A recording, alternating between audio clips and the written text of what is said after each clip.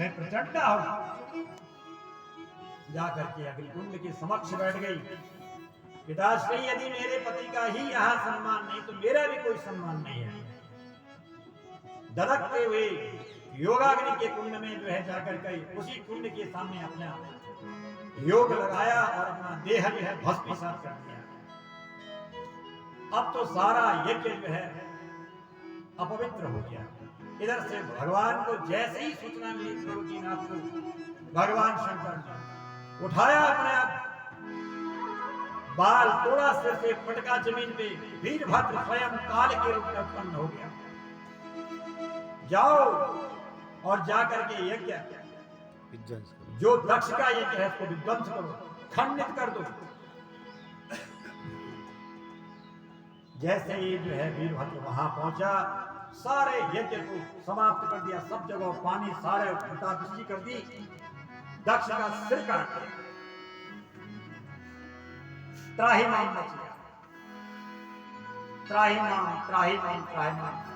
भगवान शंकर ने जो तांडव किया, सारी धरा डगमग होने लग गई।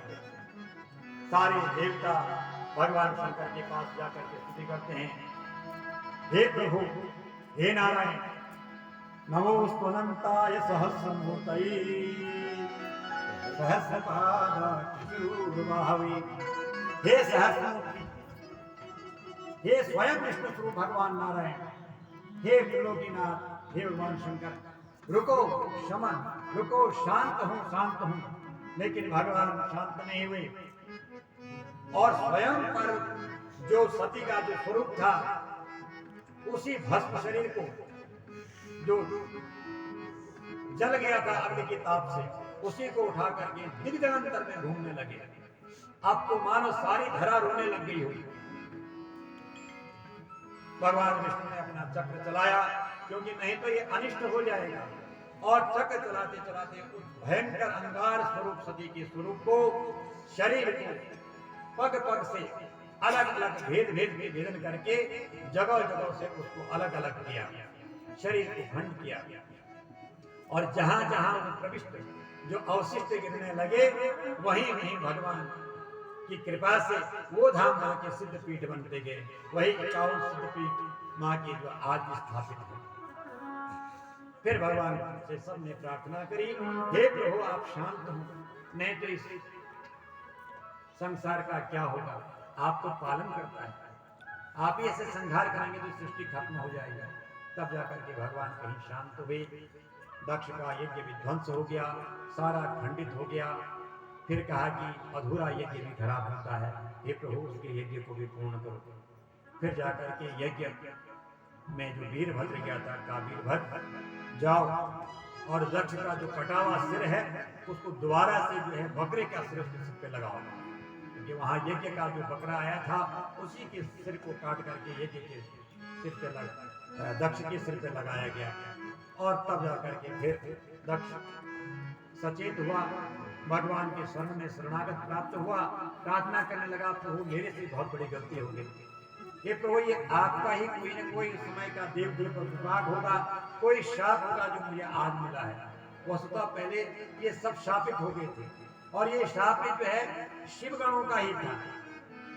दक्ष को शाप जो है शिवगणों का ही था, क्योंकि भगवान का अपमान किया था इस दक्ष ने।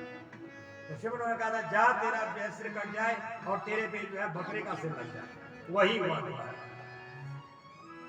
इस प्रकार से पुनः भगवान की कृपा हुई, दक्ष का यज्ञ परिपूर्ण हुआ। मां शक्ति का जो है वह जो रूप था, उसके अलग अलग अवशेष जो गिरे वो सब शक्तिपीठ बड़े। उन्हीं शक्तिपीठों की हम आज भी जो है प्रार्थना करते हैं। तो भगवान कहते हैं कि मेरी शक्ति का अगर किसी ने जो है दुरुपयोग किया, मेरी माया का कोई दुरुपयोग करेगा, उसका निश्चित ही जो है पतन होना है। जैसे दक्ष का अपने आप में प्रजापति था, लेकिन भगवान का अपमान किया तो बकरे का सिर लग गया। इसलिए बकरा जो मैं करता है इसलिए वो कट जाता है। तो अहंकार विमूढ़ात्मा, जो अहंकारी है, जो विमूढ़ आत्मा है, उसका नाश होता है। नाश तभी होता है जब उसके भीतर जो है अहंकार। तो इस प्रकार से जो है दक्ष का भी जो है मान मर्दन किया, और भगवान जो दीन दयालु हैं उसको भी अभय दान दिया। बोलिए भगवान शंकर की जय। बोलो आशुतोष भगवान की जय। एक भगवान शंकर का भजन किया जाए, क्योंकि भगवान ने दक्ष को जो है माफ कर दिया है। ऐसे त्रिलोकीनाथ भगवान शंकर का जो है एक भजन किया जाए। आचार्य जी कहे, बोलो शंकर भगवान की जय। कैलाश धाम शिव जी, कैलाश धाम तेरा द्वार पहुँच गए, तेरा द्वार पहुँच गए। शिव जी कहते कदो प्रणाम, भोला रे कहते कदो प्रणाम।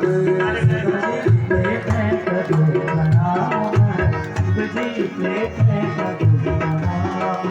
कैलाश धाम शिव जी, कैलाश धाम, कैलाश धाम शिव जी, कैलाश धाम तेरा द्वार पहुँच गए, तेरा द्वार पहुँच गए। शिव जी भोला रे भोला, शिव जी कहते कदो प्रणाम, भोला रे कहते कदो प्रणाम। शिव जी कहते कदो प्रणाम, भोला रे कहते कदो प्रणाम।